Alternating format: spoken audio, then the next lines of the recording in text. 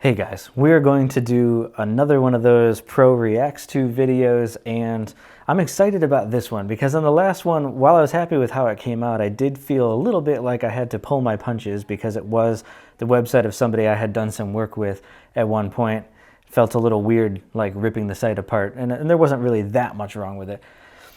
A couple people that I showed the last video to liked it and said, wouldn't it be cool if we had a website we could be a little bit more brutally honest with? And I had a URL suggested to me. They said, check this one out. And let me tell you guys, it's kind of a gold mine in terms of one site with so many examples of what not to do.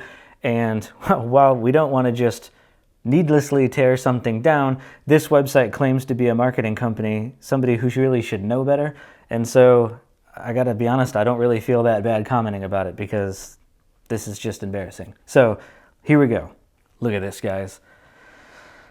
Automatically, this website looks old, more than 10 years old. This is a very, very dated looking design. Nothing about it says I'm a company that is modern, that I have kept up on web standards. And as you can tell by looking at it, it also doesn't say I am aware that people have smartphones. Let's click the little button here to bring the browser down a little bit to mobile size. Notice it doesn't mobilize at all, and we have a scroller there, which is unfortunate. But Brian, you might say, shrinking your browser window on a PC doesn't always exactly give you an approximation of what it will look like on a phone. Well, I just visited it on my phone, and true, it doesn't have the little scroll bar at the bottom. It just tries to show the full width of the website on the phone screen, you know, like was true 15 years ago for everybody's websites. Yikes. And this is a company that claims to be about maximizing your marketing. In my opinion, nothing could be more embarrassing than missing the mark this hard when you're a marketing company who totally should know better. All right, we're gonna get into the content in a minute, but we've gotta keep going through the design here. If you scroll all the way down to the bottom, you'll see that they have a copyright 2013. That is another flag. It tells you that they're not even signing into their site on a yearly basis to update the year, and it's now been 7 years since they've updated a copyright. Well, we already suspected this site hasn't been touched in a long time, but this confirms it. They haven't even addressed anything on their website in 7 years, guys. Is this who you want to trust with your marketing? I sure as heck wouldn't. All right, I want to right click on this. I want to see if we're even dealing with an H1 there. We are not. So from an SEO standpoint, this is just a font. That's not even an H1. It's not a header of any kind, so we're totally missing the mark on even having a title. This is a graphic, so that doesn't count. So they clearly don't know a whole lot about web marketing because they're not doing any kind of like basic 101 SEO here. But let's look at the content itself. You have the same need for exposure and new customers as any other company. You just don't have the big budget, right? First sentence of content, we already have a comma place. I know that's one not a lot of people catch, but those are two complete sentences separated by a comma. Grammatically, that cannot happen. So you've already also demonstrated that you're not great writers. How do you maximize your marketing? By making sure all of your marketing activities reinforce each other to reach the same target market. But you're not practicing what you preach by having a website that looks this terrible. So you are not following your own advice by making all of your marketing reinforce each other. You're failing big time. Let's keep going. Okay, this section I love. I had to take a moment to read it to really think this through for a moment. Here's what I do not like about this. First, it's trite. It's the same kind of approach that every marketing company on the planet takes, but there's some things about it that don't even make sense. Business Marketplace can help you find clear, detailed answers to these important questions. Which potential customers will bring the most revenue long term? That one's fair enough. I mean, you have to consider that a little in a marketing plan, although theoretically the customer probably already knows that. I don't know. How can you reach the decision maker in those companies? That's sort of a vague question. It's a little bit teetering more on sales than actually marketing. But even insofar as we're identifying who we're going after as far as a target and we're trying to speak their language, reaching them isn't the same thing as building rapport with them. And so that's to me where this one feels more like it's sales than marketing, because learning how to hunt down and get in touch with somebody, that's networking and that's a lot of other stuff. What do they need to see to generate their interest? Now, this is a sneaky one. At a glance, you probably interpret that as, well, you got to speak the right language to really connect with them. But if we take the words literally at face value, why are we generating their interest? Theoretically, if they're the right target, they're already interested in what we're selling. We're not generating interest, we are playing upon that interest. That is a different verb. We're trying to create content that builds rapport and makes it clear to that person who already has interest that we are the right choice for it. If we have to generate interest, basically we've created a solution and we're looking for a problem. That's exactly what everybody in business tells you not to do. That's really uphill battle marketing right there. And by not even considering that in their wording, they're once again proving they don't really understand this. How can you do all of the above on your budget? Yes, but I find a lot of what people really need help with in their marketing isn't just staying within the budget, it's understanding how to even set that budget. And as my wife always talks about, they're probably doing a lot of wasteful spending that if they cut some of those things loose, they would actually have a bigger budget for the right things than they thought they would. So this bullet point is really superficial and it really doesn't demonstrate an understanding of all of that. This is more vagary. Marketing isn't a mystery once you understand it. Helping you understand it and do it effectively is what we do. For 15 years, we've been helping businesses maximize their marketing with affordable and effective graphic design and marketing services.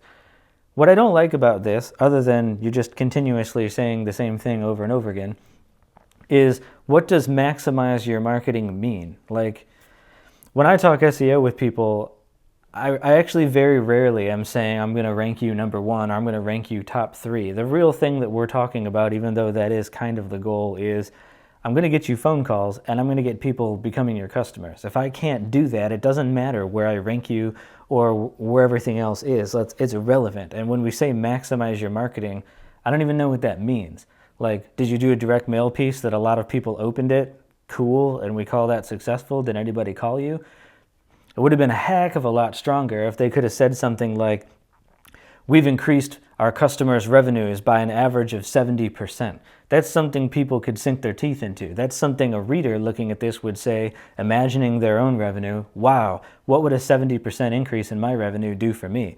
They're interested. If you're just being vague like this, then it doesn't actually make it sound like you've ever had any success that you can talk about, and so you want to be vague because you don't want to have to admit that. That's what it kind of comes off like to me when you won't be specific, and so that's... And it's just a restatement of things we've already said above, which already makes it seem like you're running out of steam. If you can't talk about, with any authority, what you do for a living for longer than 30 seconds, how much of an authority can you possibly be? And if you're already repeating yourself this far into the front page of your website, yikes.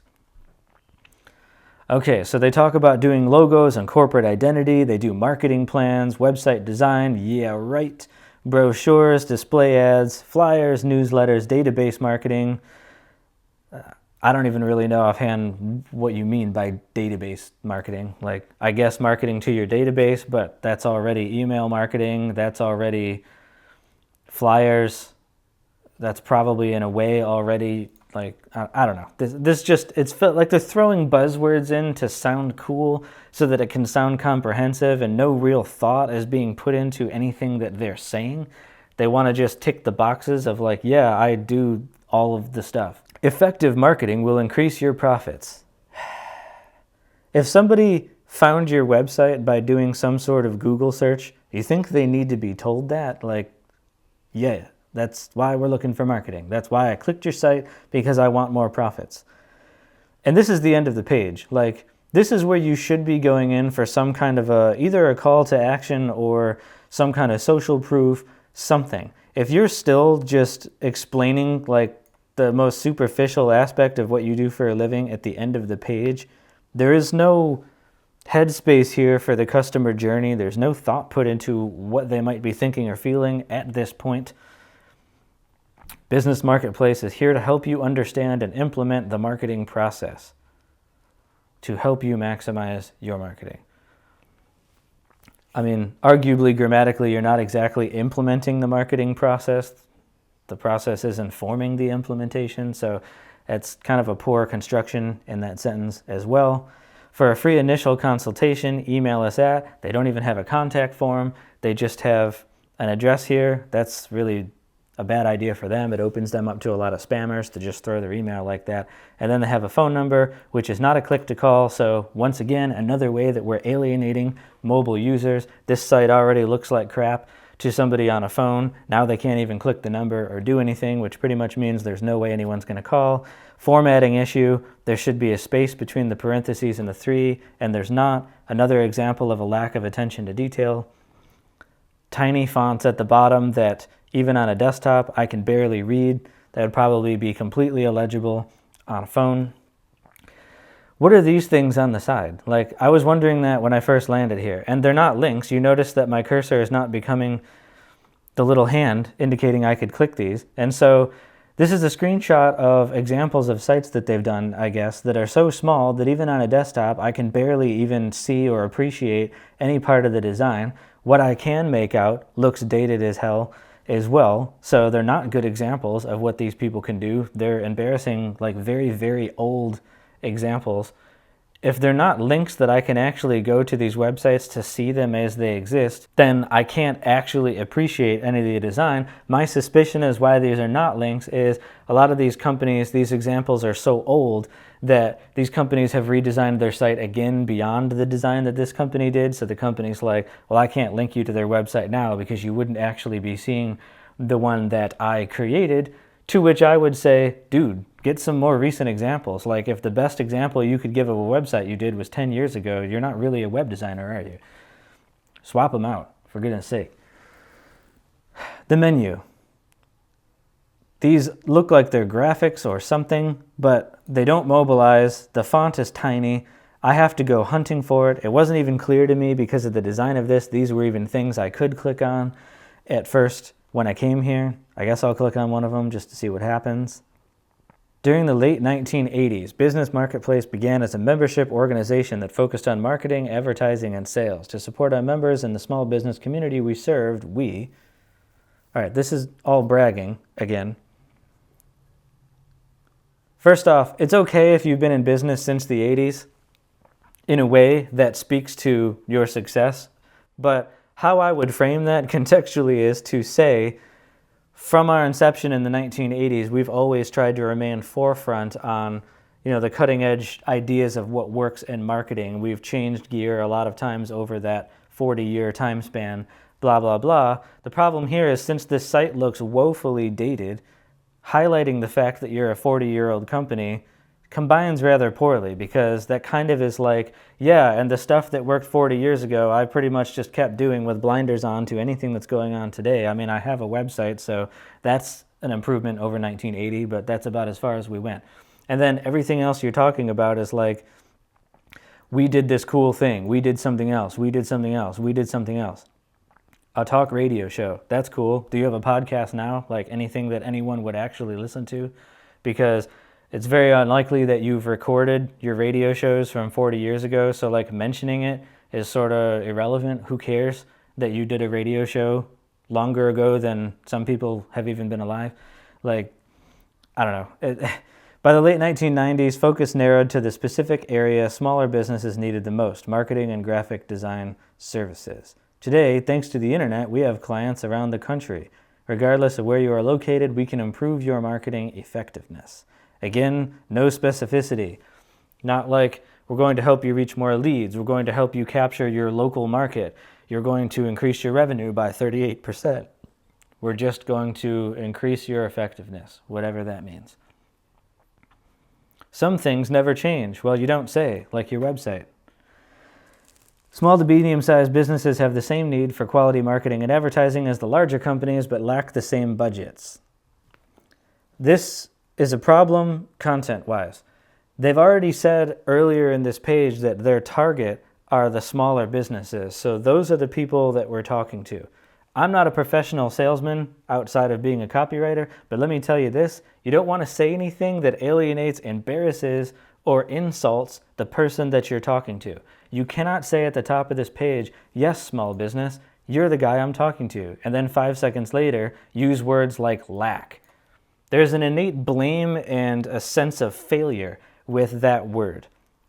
If you're saying they have the same needs as the big dogs, but they suck and they don't have any money, that's basically what you're saying in this sentence.